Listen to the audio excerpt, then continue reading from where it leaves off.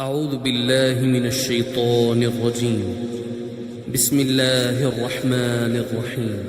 يا أيها المزمل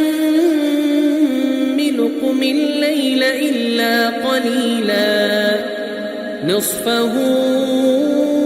أو انقص منه قليلا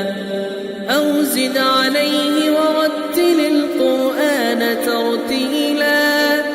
إنا سنلقي عليك قولا ثقيلا إن ناشئة الليل هي أشد وطئا وأقوم قيلا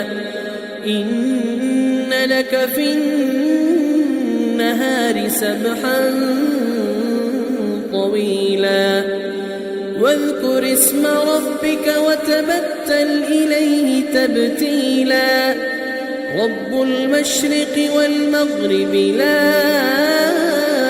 إله إلا هو فاتخذه وكيلا واصبر على ما يقولون واهجرهم هجرا جميلا وذرني والمكذبين أولي النعمة ومهلهم قليلا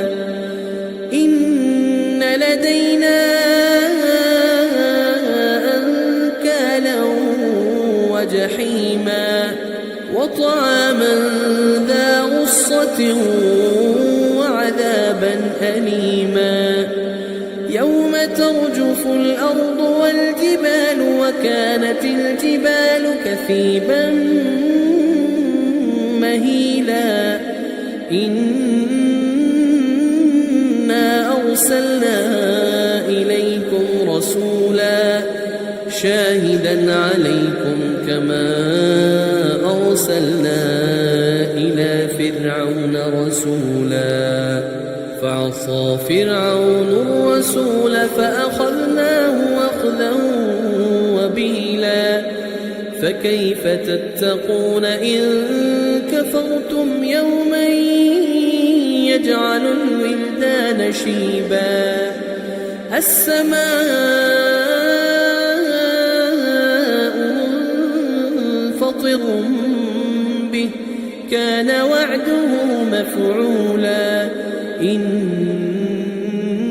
هذه تذكرة فمن شاء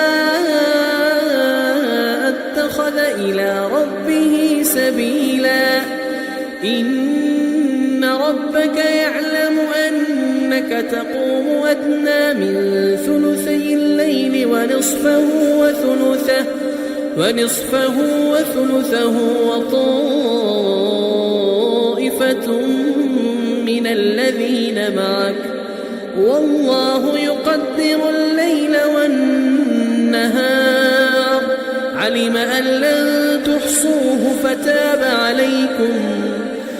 أن لن تحصوه فتاب عليكم فاقرؤوا ما تيسر من القرآن علم أن سيكون منكم مرضى وآخرون يضربون في الأرض يبتغون من فضل الله وآخرون يقاتلون في سبيل الله فاقرؤوا ما تيسر منه وأقيموا الصلاة وآتوا الزكاة وأقرضوا الله قرضا حسنا وما تقدموا لأنفسكم من خير تجدوه عند الله هو خيرا وأعظم أجرا واستغفروا الله